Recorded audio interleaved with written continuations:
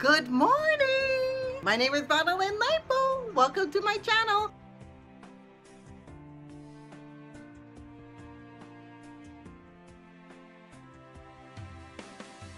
So some of the pros and cons about working with my parents is that I was able to go ahead and gauge and create my own hours. I had kids at that time. They were little. They were in elementary school.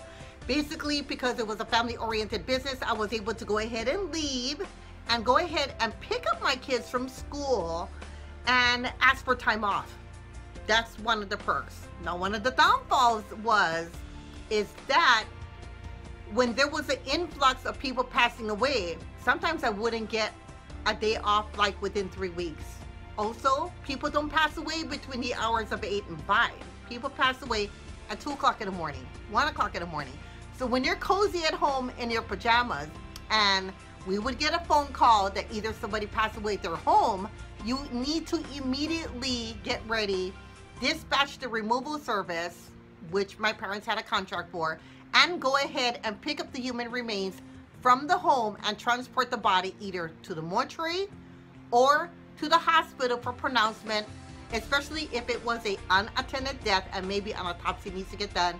The body needs to be taken from the home to the hospital so they can go ahead and do an autopsy so we can get the death certificate for the family, or maybe the family wanted an autopsy so they can go ahead and determine what the correct cause of death was. So all of those factors come into place. That once the human remains is signed out on a log from the facility, you have so many hours.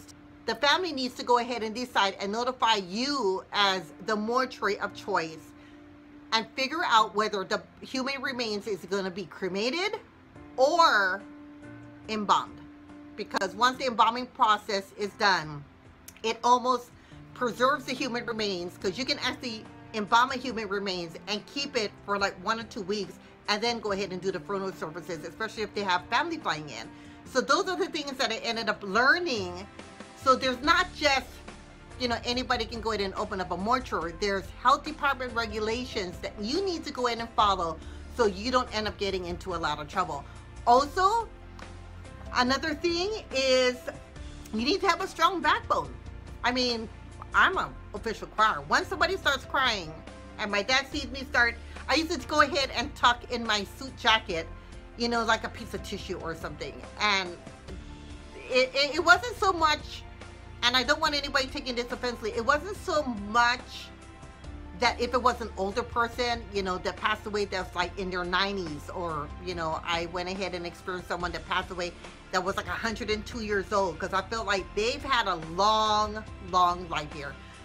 I got more emotional when it was somebody that was young, either younger than me, an infant, a child, like a freak accident or car accident, and you have just an emotional mom that's there, a dad, a grandparent, and you have to keep your demeanor under control without being emotional. But it's hard. I mean, I go to funerals myself, and just out of respect, I get emotional just parking the car and walking up to a mortuary, because funerals are gauged for the living and not for the dead.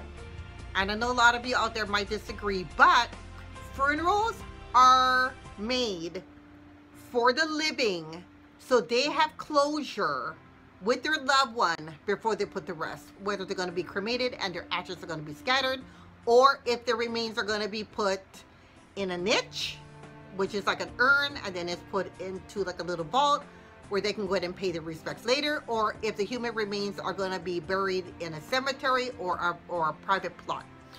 So there's a lot of factors that go into it, and a lot of people think that when we go ahead and experience a death in our own family, that we basically are like ironclad people. Because I remember, I think it was when my mom's mother, I think, passed away. I remember my mom being just emotionally distraught.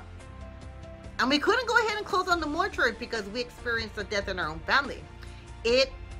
Life goes on. Other people were passing away. We had to go ahead and submerge our own personal feelings at that time when our grandparents passed away and continue on with business. So that's where my sister and I had to go ahead and step up to the plate to give my mom a break when her mom went ahead and passed away, and later on her dad ended up passing away. You know, her sister ended up passing away, and it was really, really tough. A lot of people were coming and paying us respects because we not only had to prepare our own family human remains, but also sit in the front row where people would come in and pay their respects, which is one of the toughest things you can go through. So some of the things that I think you should consider if you're thinking of joining this occupation and being a mortician or working at a mortuary is that you need to have a very strong backbone. That's something that I didn't have when I first started working with my parents. I did not understand what grieving was. I didn't know that there were different stages of grieving. I didn't understand, and this is something that I learned from my parents, was that sometimes when people are grieving, they're looking for people to go ahead and blame for the person that they just lost, whether they lost them at a house, they lost them at a car accident, or they lost them at a funeral home. That's something that I had to go ahead and learn after so many years of working with my parents. Now, the next thing I think you need to go ahead and understand is that people don't pass away between 8 and 5, okay? It's not an 8 to 5 business. Other people that worked for my parents worked between the hours of 8 and 5, and they had other employees, like myself, that were on call 24/7. So if for some reason we got a call from a home, if somebody passed away at home, you couldn't tell them, well, I'm sleeping. I'm gonna go ahead and be there like about 7:30 or 8 o'clock. You need to get up, put on your clothes, and go ahead and pick up the human remains and either bring the human remains back to the hospital for the pronouncement of death and see whether the body is going to have to be scheduled for an autopsy because maybe it's, you know, suspicious, or the family wants an autopsy, or if it's an unattended death, they're going to go ahead and order an autopsy, or the human remains is brought out, and that's where the process of embalming, dressing, having the people go ahead and choose a casket of choice, or if the body is going to be cremated, whether they want a previewing before the human remains is cremated. All of those factors come into play. So there is a process when you're working at a mortuary that a lot of people don't realize. They just think that a person passes away, you go ahead and pick up the human remains from the hospital, you bring it back to the mortuary, either the body is cremated, put into a container or an urn and it's picked up, or it's brought back, it's embalmed, it's put into a casket, and they go ahead and set the funeral service times for a wake service or a one-day service. There's more to that goes into it. So believe me, if I was still in the mortuary business, I would have loved if back then I had my YouTube channel. So that way I would have been able to go ahead and vlog behind the scenes, not the human remains, but behind the scenes on the process, and go ahead and show you all the different paperwork and permits that you need to go ahead and fill out. That's required by the state of Hawaii. In the state that I live in, each state has their own different laws. Also, you have health department regulations like the death certificate, because when a person is pronounced after they pass away, let's say they go ahead and pass away at a hospital, the first thing you need to go ahead and do is chase down the doctor to get the doctor's signature, because on there he needs to go ahead and put his signature on there and the cause of death. And that's basically if, you know, somebody died away and they're terminally ill with cancer. But if they didn't and they passed away suddenly, unexpectedly, they died in a car accident, it was something suspicious, or it was a suicide or a murder, basically you're going to have the pathologist that goes ahead and fills out the death certificate. And when you go ahead and pick up the human remains, you need to have the death certificate with you, because you need to go ahead and fill out all the information from the family members, put it on the death certificate, so when you're ordering their death certificate, all the information is correct. Because this death certificate is going to be used for them to settle the estate, settle if they have a car, closing out their bank account, if they have a trust, if they own a home. So basically, I would go ahead and recommend that they go ahead and order a minimum of 10 death certificates, and each death certificate will be used for those various things. So the certified death certificate also needs to be ordered. That's something that we used to go ahead and do, is order the death certificates from the family and either have it mailed to them directly from the health department, or it would come directly to the mortuary, and when it came in, we would make sure all the information is correct and go ahead and have the family come in and pick it up so they're able to go ahead and settle the estate. The next thing you need to go ahead and realize is you need to have a strong backbone, because this girl is a very emotional kind of person. I would cry at people's funerals, and my dad used to go ahead and look at me like, why are you crying? And basically, I'm just a crier. I mean, once you get somebody standing next to me that's crying, this girl's going to end up just starting to cry.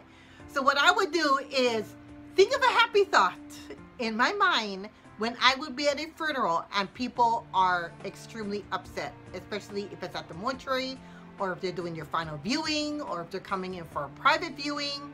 You need to have a strong backbone in order to be in this occupation. The next thing you need to realize is that you need to be extremely patient, because people will go ahead and change their mind. Some of them will come in and say, we all want cremation. I talked to my siblings, mom's gonna be cremated, or grandma, or their brother, or their child is gonna be cremated. And we go ahead and do all the necessary paperwork, and the next day we'll get a call and say, no, we went ahead and changed our mind. So you need to have a lot of patience. You need to have a strong understanding. You need to make sure that you're not rushing the family because they're already emotionally upset. So these are the factors that need to go in to you wanting to work at a mortuary, or in my case, I was born and raised in a family that owned a mortuary, and I also owned a mortuary of my own. These are the factors that you need to go ahead and put into place. But basically, when somebody comes in, your demeanor is like a light switch. You need to go ahead and turn it off, and it goes from this to this. I'm so sorry that, you know, your mom passed away.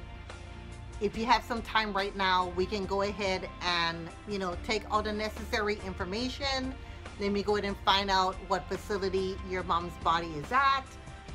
We will go ahead and walk you through the whole process. Here's my business card. No matter what time it is, don't hesitate to go ahead and call me. I'm going to go ahead and take some of the information down from you today and get all the necessary paperwork so we can go ahead and make this process for you as easy as possible. And sometimes people will end up just hugging you. Some of them will end up just yelling at you. It's a really hard process to gauge unless you actually know the person. Because why? Everybody grieves differently. So when people are grieving differently and they're going through the different stages of grief, the stage that we would normally get, the people that walk into our office, is when they're still in denial. Now, a lot of people don't realize that there's different stages of grieving. I'm going to go ahead and list the different stages right here. I'm going to be inserting an insert right there.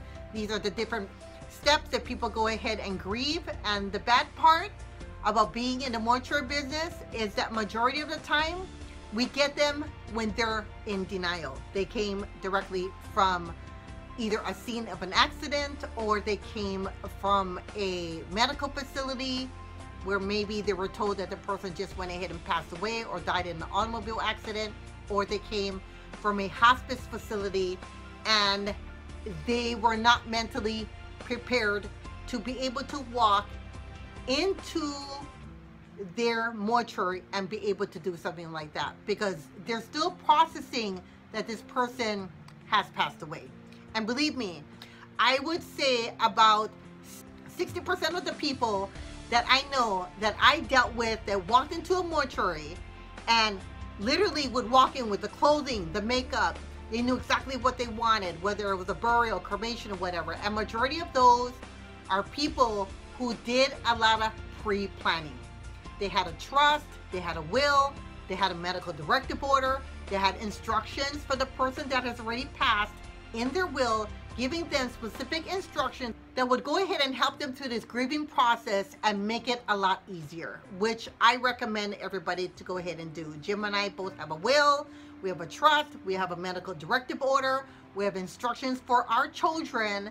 So if tomorrow something was to happen to me, or God forbid, something was to happen to my kids or to Jim, there is specific instructions on what we want done with our body. These are all of the things that'll come into factor. So what I wanted to go ahead and do was share with you that when you're working at a mortuary, as I did for years as a child, working for my parents and later owning my own mortuary, it is not an occupation that is taken lightly. It is an occupation that you need, and I've said it before during this conversation, you need to have a lot of empathy, you need to have a lot of patience, and you need to have a very strong backbone. It's a very unique occupation, but yet it's a very somber occupation. I still have people that I run into today that still remember me from 15 years ago because I helped them through this grieving process. I think whether I was burying their mom or their grandmother or their dad or their child, and I was able to go ahead and help them to get over the worst day of their life when a loved one ended up passing away. So what I wanted to go ahead and do was to go ahead and address some of the few questions that some of my subscribers had when they were inquisitive and wanted to know my experience being a child working in a mortuary compared to owning my own mortuary, and also experiencing when my mom went ahead and passed away. So even though this has been a very somber topic, I wanted to go ahead and wish everyone a happy Saturday. So my name is Ranalynn Naipo. If you're not already subscribed to my channel, please go ahead and do so by clicking on that subscribe button. Don't forget to click on that notification bell, because that'll keep you abreast on some of the videos that I go ahead and upload on a weekly basis. But what I want you to go ahead and do is to go out there, be bold, be beautiful, don't forget to dress up, and all the way from Hilo, Hawaii, my name is Ranalynn Naipo. Aloha! Bye-bye!